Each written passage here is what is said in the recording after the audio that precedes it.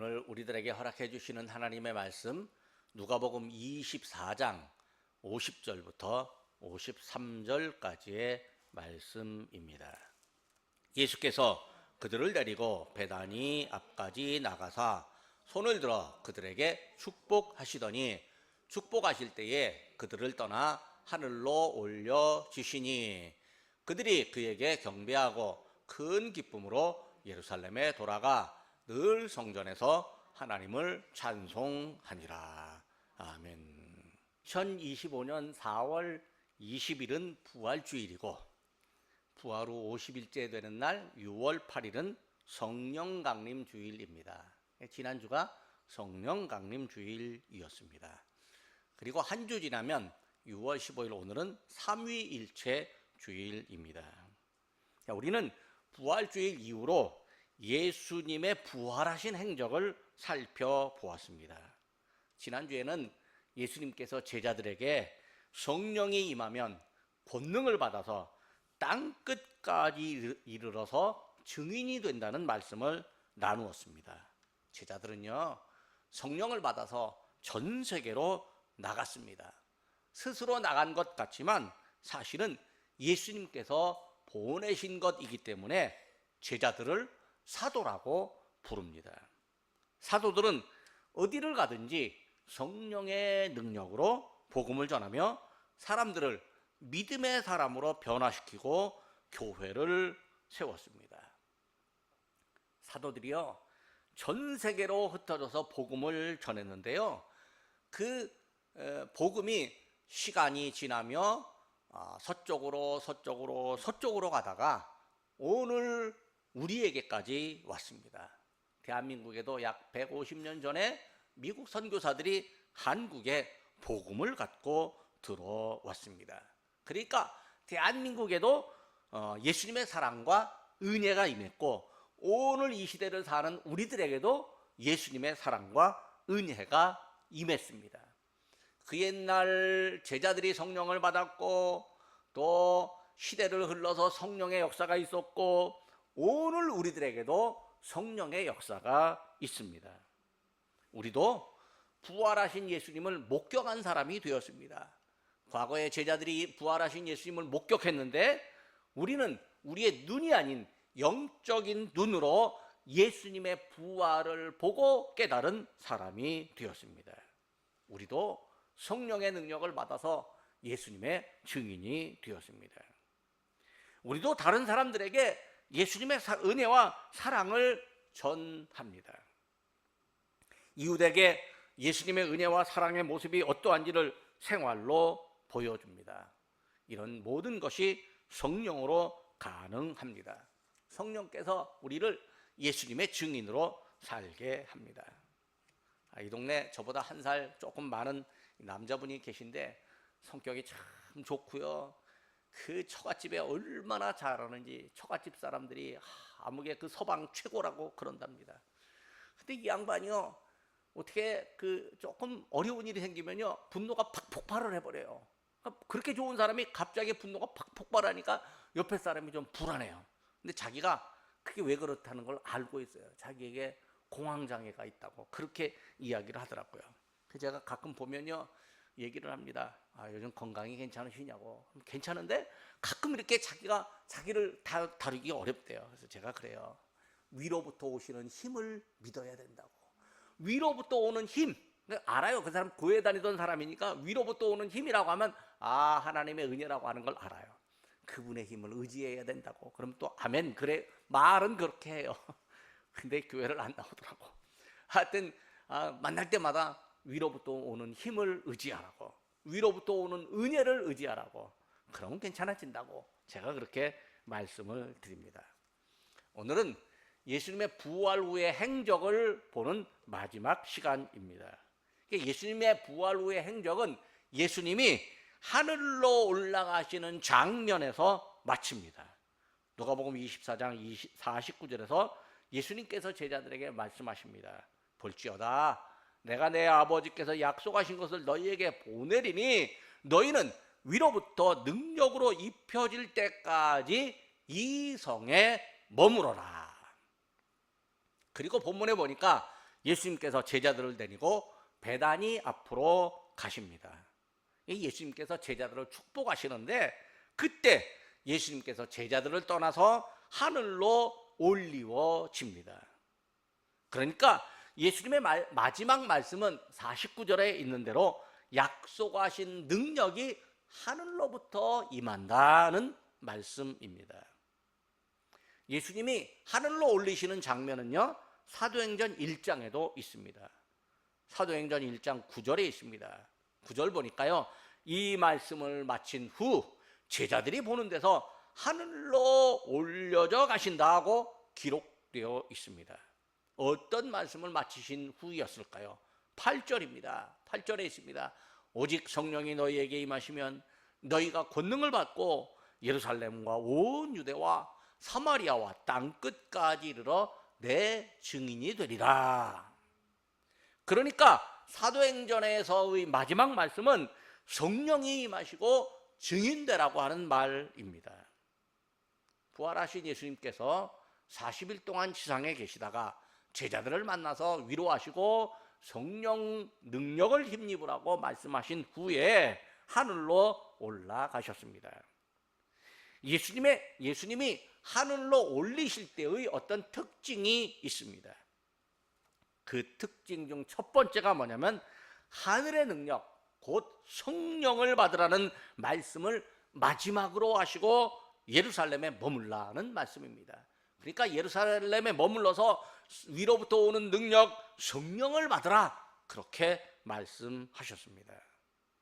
누가복음 24장 49절에는 아버지의 약속, 즉 위로부터 능력이 입혀질 때까지 이 성에 머물라, 이렇게 말씀하시고, 사도행전 1장 4절에는 예루살렘을 떠나지 말고 내게서 들은 바 아버지께서 약속하신 것을 기다리라, 이렇게 말씀하십니다.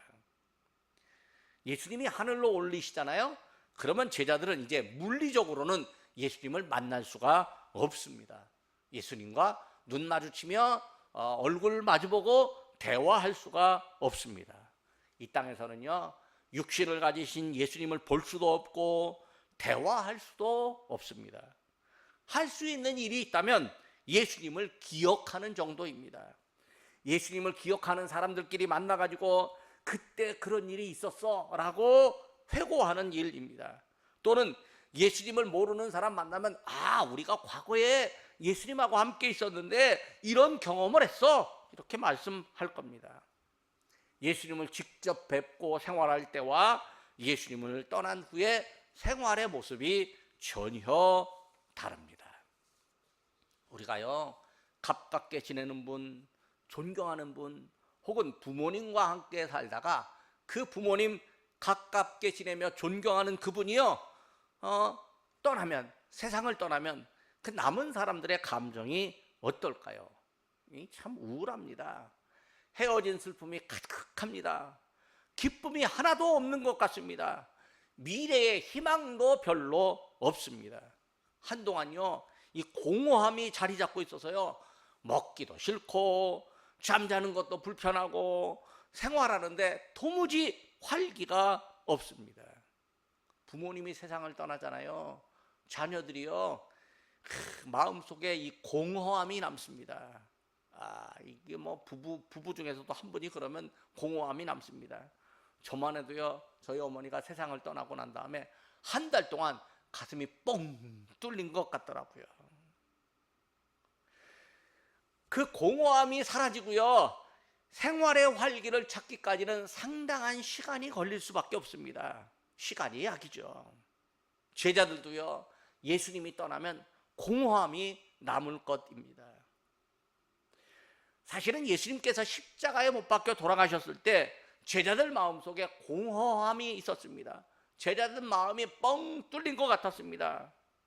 엠마오로 가는 두 제자의 얼굴에 슬픈 빛이 있었습니다. 물고기 잡으러 간다는 베드로와 따르는 다른 제자들 안에는요, 미래에 희망이 없었습니다. 과거로 돌아가고 생존하려면 익숙한 일로 생업을 유지하는 방법을 찾았습니다. 예수님이 하늘로 오르신 다음에도요, 제자들이 과거에 가졌던 공허함, 그 다시 나타날 거라고 예상할 수 있습니다. 예수님은요, 제자들의 미래를 준비하십니다. 예수님이 하늘에 오르신 후에도 제자들이 예수님의 사명을 계승해야 합니다. 그러려면 제자들이 하늘의 능력, 곧 성령을 받아야 합니다. 예수님이 하늘에 오르신 후에 제자들에게 찾아오는 공허함이 하나도 없이 그들에게 기쁨이 가득해야 하는 거죠. 그래서 예수님께서 하늘로 오르시기 전에 마지막 말씀으로 하늘의 능력, 곧 성령을 받으라, 그 받을 준비를 하라 말씀하십니다. 예수님이 제자들에게 예루살렘에 남아가지고 하늘의 능력을 기다리라고 말씀하셨습니다. 말씀대로 예수님께서 하늘에 오르신 후에 제자들이 예루살렘에 남아 있습니다. 마지막 부탁을 받았을 때요, 그 부탁을 가장 잘 이행하는 시간은 언제일까요? 바로 부탁받은 직후입니다. 예수님이 떠나신 직후에 부탁을 가장 잘 이행할 수 있습니다. 시간이 지나잖아요. 부탁을 잊어버릴 가능성이 높습니다. 예를 들어 부모님께서 마지막 말씀을 하시고 세상을 떠나셨어요. 자녀들에게 야, 몇 년 후에 이런 일이 있을 건데 그때 뭐 하라, 이렇게 유언을 했다고 가정을 해봅시다. 막상 몇 년이 지나잖아요. 다 잊어버릴 수 있습니다. 그러나 부모님의 장례를 치른 후에 즉시 무엇을 하라고 하면요, 자녀들이 금방 이행할 겁니다. 부모님이 안 시켰어도요, 재산 분배하라면요, 아마 자녀들이 금방 할 겁니다. 왜? 부모님 기억하는 것보다 당장 앞으로 살면서 필요한 돈이 더 좋기 때문일 수 있습니다. 물론 어떤 사람들은 부모님 생각해서 자기의 재산을 포기하고 다른 형제들에게 나눠주는 참 마음 좋은 사람도 있습니다. 제가 아는 목사님이 부모님이 돌아가신 다음에 재산을 보니까 얼마 안 남았는데 자기는 자기 걸 포기하고 동생들에게 다 나눠줬대요. 그리고 이 목사님이 사는데 너무 힘들게 사는 거야. 사모님이 아이고 목사님 왜 그때 그랬냐고, 그 힘들어 죽겠다고 한 10년을 그렇게 힘들게 사모님한테 소리를 들었대요. 얼마 전에 봤더니요, 이 목사님에게 누가 사업의 기회를 줘갖고요, 아이고 강남 저기 가리봉동에 가서 좋은 사무실을 얻어갖고 거기서 목사님이 선교하면서 사업을 하는데 이제 얼굴에 이 윤기가 잘 올랐더라고요. 그냥 남에게 나눠줬더니, 형제에게 나눠줬더니 그런 복이 그에게 돌아간 것 같습니다. 이게요, 예수님이 하늘로 오르신 후에 그 부탁 당장 이룰 수 있는 것은요, 그 오르신 직후에 부탁을 들을 수 있습니다. 교회도요, 어른들의 장례가 나잖아요. 장례 후에 자녀들이 교회에 출석을 합니다. 교회에 대한 감사도 있고요, 또 부모님이 신앙생활 잘 하라고 하는 유언의 부탁이 있으니까요, 아이고 장례 치르고 나면 자녀들이 교회에 옵니다. 그런데요, 도주 지나잖아요. 자녀들 마음 안에서 교회 가기 싫은 마음이 생겨납니다. 몇 달 지나잖아요. 교회 출석을 멈추기도 합니다. 부모님이 떠난 다음에 시간이 지나면서 자녀들의 마음이 변할 수가 있습니다. 제자들도요, 예수님이 떠난 뒤에 마음이 변할 수 있습니다. 그래서 예수님은요, 제자들의 마음이 움직이지 못하도록 기대감을 주셨어요. 사도행전 1장 5절에 예수님은 몇 날이 못 돼요. 며칠만 좀 기다려봐라, 그런 얘기죠. 몇 날이 못 되어 성령으로 세례를 받으리라 말씀하셨습니다. 그러니까 몇 날이 못 되어 성령으로 세례를 받을 것이니까 제자들은요, 며칠 동안만 예루살렘에 머물면 됩니다. 예수님을 하늘로 보내신 직후이므로 예수님을 기억하는 마음, 예수님의 말씀대로 순종하려고 하는 마음이 아주 강하게 남아 있습니다. 자연스럽게 제자들은요, 모여서 같은 마음으로 기도하고 찬송하는 분위기가 형성됩니다. 기도하고 찬송하는 그 자리에 하나님의 은혜가 임합니다. 예수님이 약속하신 대로 성령이 그들에게 임합니다. 제자들이 하늘의 능력을 받습니다. 결국 시간과 마음과 합심하는 믿음에 하나님께서 성령의 임재로 응답을 해 주십니다. 우리가 성령을 받으려면 어떻게 하면 될까요? 우리도 성령을 기다리는 같은 마음을 품어야 됩니다. 예수님의 말씀대로 이루어지기를 원하는 마음입니다. 우리도 같은 시간에 모여야 됩니다. 예배 시간에 함께 모여야 됩니다. 또 같은 마음으로 기도하고 찬송해야 합니다. 같은 장소에 모여서 같은 마음으로 기도하고 찬송하는 제자들에게 성령이 임하셨듯이 같은 장소에 모여서 함께하는 우리들에게도 성령께서 임하실 것입니다. 예수님이 하늘로 오르실 때 두 번째 특징은 예수님께서 제자들이 보는 앞에서 하늘로 올라가신 것입니다. 누가복음에서는요, 예수님께서 제자들을 축복하셨습니다. 예수님께서 하늘로 올라가시는 순간까지라도 제자들을 축복하셨습니다. 그리고 그들을 떠나서 하늘로 올려지셨다고 기록합니다. 본문 51절 말씀입니다. 그들을 떠나 하늘로 올려지시니. 사도행전을 보면요, 예수님이 제자들 보는 앞에서 하늘로 올려지시는데 예수님이 구름에 가려져 보이지 않게 되었다고 합니다. 사도행전 1장 9절입니다. 이 말씀을 마치시고 그들이 보는데 올려져 가시니 구름이 그를 가려 보이지 않게 하더라. 예수님이 하늘로 오르실 때요, 모습을 제자들이 보았습니다. 한 사람이 아닌 여러 사람이 함께 보았습니다. 하늘로 오르시는 그 자리에 없었던 사람들은요, 예수님의 오르심을 잘 안 믿을 겁니다. 그러나 그 자리에서 본 사람들은 모두 믿을 겁니다. 자기 눈으로 본 걸요, 안 믿는 사람 별로 없습니다. 눈으로 안 본 것도 듣고 믿는 사람이 많은데요, 눈으로 본 것을 안 믿을 방법은 없습니다. 예수님은 제자들에게요, 믿음의 확신을 아주 명확하게 하시려고 제자들이 보는 앞에서, 눈으로 보는 앞에서 하늘로 오르셨습니다. 제자들은 하늘로 오르시는 예수님을 보고 경배했습니다. 52절입니다. 그들이 그에게 경배하고. 하늘로 오르시는 예수님을 보는 제자들이요, 할 수 있는 일은요, 예수님께 경배하는 일입니다. 예수님께 가지 마세요 이렇게 말할 수도 없고요, 다시 돌아오세요 이렇게 말할 수도 없습니다. 다시 만날 날을 우리가 기대합니다 이런 말도 할 수 없습니다. 그냥 제자들은 기대와 말할 수 있는 시간조차도 없습니다. 예수님 올라가네, 그것밖에 할 수 없습니다. 제자들은요, 하늘로 신비하게 오르시는 예수님을 보고 경배할 뿐입니다. 제자들은 예수님의 초월성과 신비함을 그냥 믿을 뿐입니다. 사도행전 1장 10절을 보면요, 예수님이 올라가실 때 제자들이 자세히 쳐다보았다고 합니다. 너무나 신비한 일, 놀라운 일이니까요, 자세히 쳐다볼 수밖에 없습니다. 무서운 일이라면요, 눈 감고 안 볼 수 있습니다. 그러나 신비하고 놀라운 일은요, 자세히 쳐다봅니다. 요즘도요, 신비하고 놀라운 일 많습니다.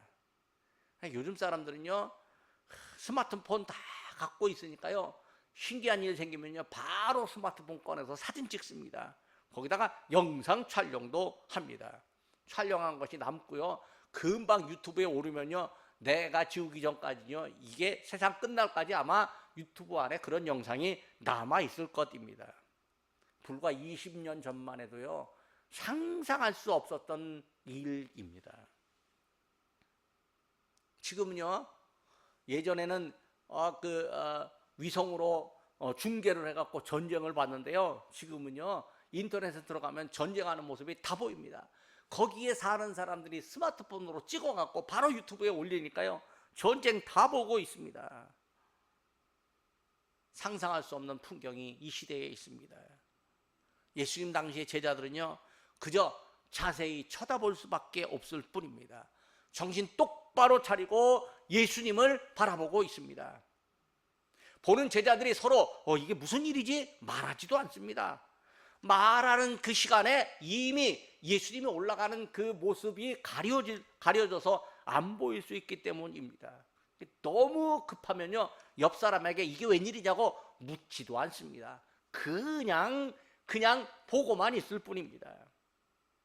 제자들이 자세히 쳐다보고 있는 그 시간에 흰 옷을 입은 두 사람이 제자들 곁에 서서 말합니다. 사도행전 1장 11절입니다. 갈릴리 사람들아, 어찌하여 서서 하늘을 쳐다보느냐?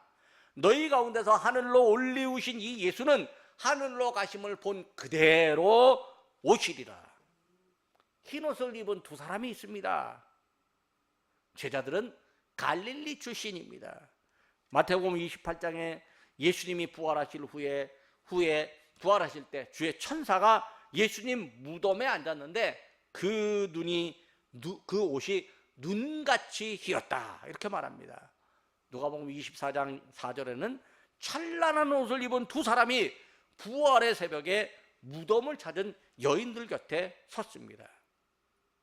흰 옷 입은 두 사람은 하나님이 보낸 천사로 보입니다. 천사가 제자들에게 갈릴리 사람들아, 이렇게 부릅니다. 제자들은 갈릴리 출신입니다. 저 북쪽에 갈릴리 호수 근처에서 사는 어부들 출신 많았습니다. 그러니까 갈릴리 사람이라고 불리는 게 당연합니다. 그런데 어찌하여 서로 하늘을 쳐다보느냐고 묻습니다. 지금 제자들이 하늘만 쳐다보고 있을 게 아니라는 의미입니다. 어떤 일이 생기면요, 넋을 놓고 쳐다볼 수가 있는데 지금 예수님이 하늘로 오르시는 그 장면은요, 그냥 넋 놓고 바라볼 장면만은 아니라고 하는 의미입니다.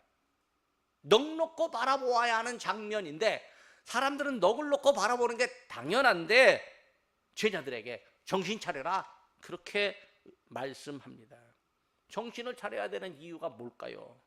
하늘로 오르시는 예수님이 다시 오시기 때문입니다. 너희 가운데서 하늘로 올려지신 이 예수는 하늘로 가심을 본 그대로 오시리라. 지금 예수님이 제자들 앞에서 하늘로 올리셨습니다. 구름이 예수님을 가려서 보이지 않게 되었습니다. 마치 예수님이 구름을 타고 계시는 것처럼 보입니다. 예수님이 다시 오실 때도 구름이 예수님을 가리는 모습이 보일 수 있습니다. 우리가요, 비행기를 타면 비행기가 이륙할 때 구름을 뚫고 하늘로 오릅니다. 지상에서는요, 이 구름이 가려져서 비행기가 안 보입니다.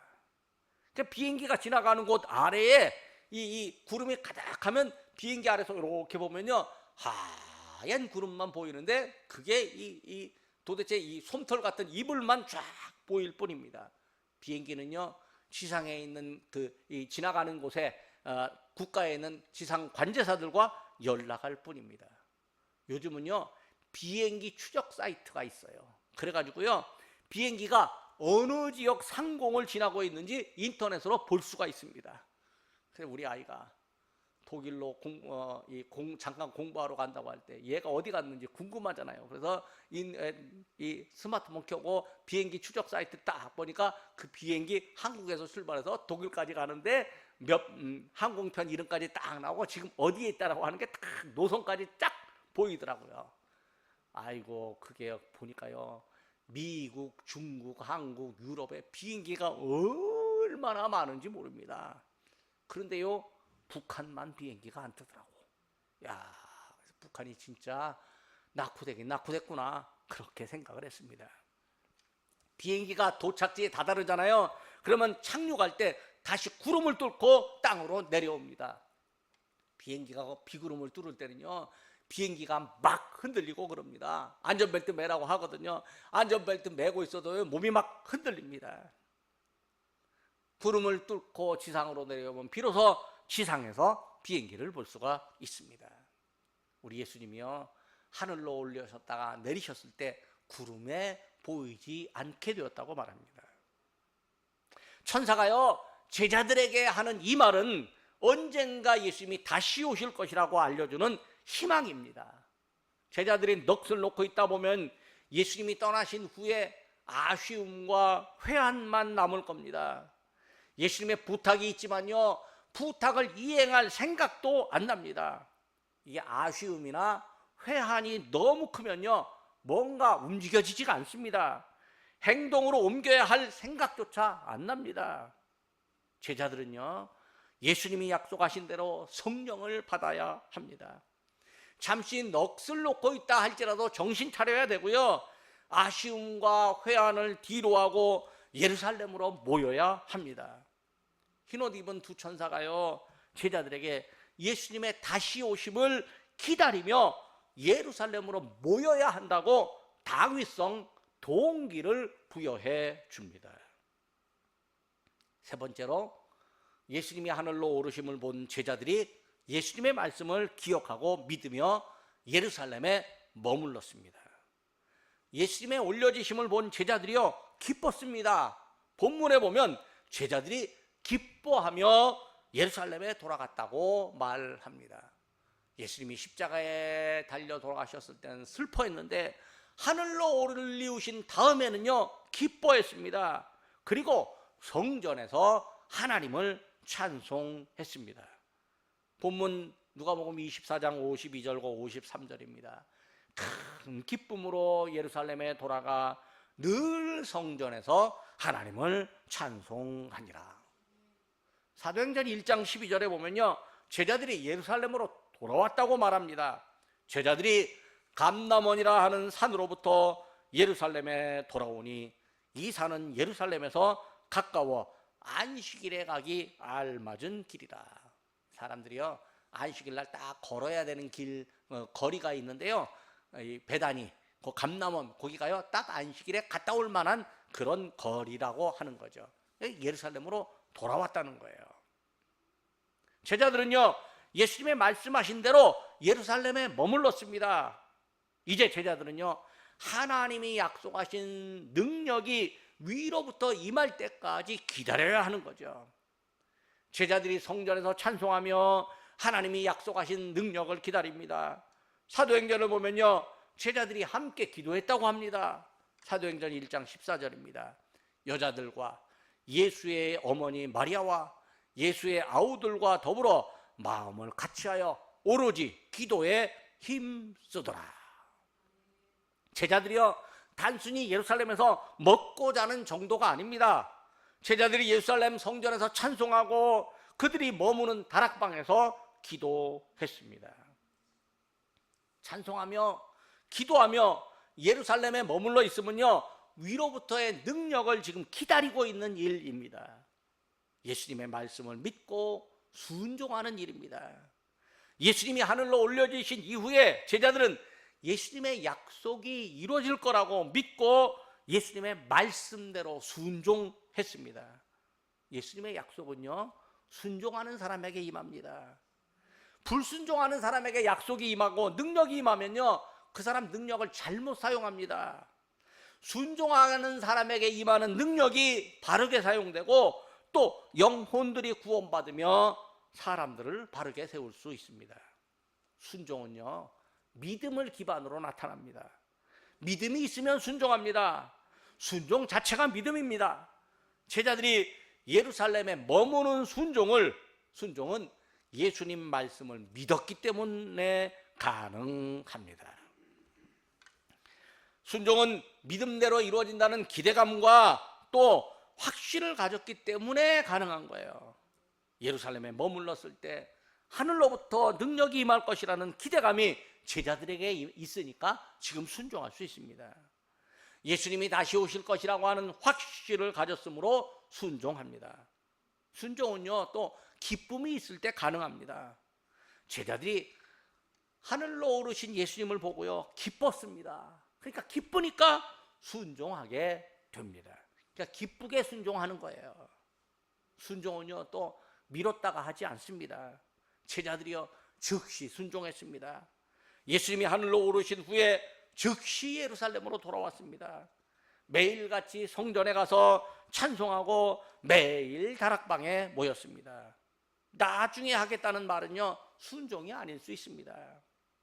몇 날이 못되어 성령으로 성령의 세례를 받으리라 예수님이 말씀하셨는데, 순종하지 않으면요, 몇 날이 지나면, 순종하지 않고 몇 날이 지나면 성령의 세례를 받을 수가 없습니다. 즉시 순종하는 제자들에게 하늘의 능력, 즉 성령께서 오셨습니다. 성령의 충만함을 받으려 한다면요, 예수님 말씀대로 하겠다는 순종의 믿음을 가져야 됩니다. 즉시 순종하는 믿음을 가져야 합니다. 말씀을 맺으려고 합니다. 예수님께서 제자들이 보는 앞에서 하늘로 오르셨습니다. 예수님께서 하늘로 오르시기 전에요, 제자들에게 위로부터의 능력, 곧 성령께서 임하실 때까지 예루살렘을 떠나지 말고 머물라고 하셨습니다. 그리고 예수님은 제자들이 보는 앞에서 하늘로 올라가셨습니다. 자세히 보는 제자들에게, 자세히 쳐다보는 제자들에게 예수님, 천사가 나타나서 하늘로 오르신 예수님이 올라가신 그 모습 그대로 다시 오실 것이라고 말씀하셨습니다. 제자들이요, 예루살렘에 돌아와 성전에서 찬송하고 다락방에서 함께 기도했습니다. 제자들이 예수님 말씀에 순종했습니다. 예수님은요, 오늘 우리들에게도 성령을 주십니다. 오늘 우리들에게도 성령을 받기 원하십니다. 예수님이 성령을 받을 만한 믿음을 우리에게 주십니다. 함께 찬송하고 함께 기도하는 믿음, 순종하는 믿음을 허락하십니다. 우리가 살면서요, 아쉬움도 많고 불안도 있고 염려도 있고 괴로움도 있습니다. 생각한 대로 잘 안 되잖아요. 그러면 스트레스가 생겨납니다. 이런 부정적인 것들을요, 성령의 능력으로 제어할 수 있습니다. 예수님의 뜻과 다르게 내 맘대로 하려 한다면 성령께서 우리에게 임하시지 않습니다. 예수님의 뜻대로 하겠다라고 하는 믿음이, 이 믿음 가질 때 성령의 능력을 받습니다. 하늘로 오르신 예수님을 믿고요, 예수님의 다시 오심을 믿는 우리 모두는요, 성령의 능력을 받아 사는 믿음의 사람들입니다. 기도하겠습니다. 하늘로 오르신 예수님을 우편에 앉게 하시고 저희에게 다시 보내시려고 계획하신 하나님 아버지, 저희가 하늘로 오르신 예수님을 보았습니다. 제자들은 자세히 쳐다만 보고 있었지만 저희는 쳐다보는 정도를 넘어서 말씀의 깊은 의미를 살피고 깨닫습니다. 예수님이 하늘로부터 오는 능력을 받으라 하신 이유를 저희가 기억하겠습니다. 예수님의 은혜를 세상에 전하는 지혜와 힘을 주시려는 하나님의 깊은 뜻을 새기겠습니다. 예수님을 생각할 때마다 기뻐하겠습니다. 저희에게 세상의 기쁨보다 더 크고 넓으며 한량없는 하늘의 기쁨을 허락하여 주옵소서. 예수님의 다시 오심을 기대하게 하시는 하나님 아버지, 제자들 앞에서 하늘로 올리신 모습 그대로 예수님이 다시 오심을 저희가 믿습니다. 예수님이 지금도 하나님 오른편에서 저희를 위해 간구하심을 저희가 믿습니다. 저희가 예수님의 말씀을 들을 때 지체하지 않고 순종하게 하옵소서. 세상의 것을 따르면 공허함과 낙담함이 있을 뿐이지만 예수님을 따르면 영원한 기쁨과 하늘의 소망이 있음을 체험하게 하옵소서. 순종하는 저희를 향하여 잘했다 칭찬하시고 예비하신 하늘 은혜로 충만하게 채워 주옵소서. 성령의 충만함으로 채우시고 성령의 능력으로 하나님의 뜻을 준행하며 살게 하옵소서. 예수님의 이름으로 기도드립니다. 아멘.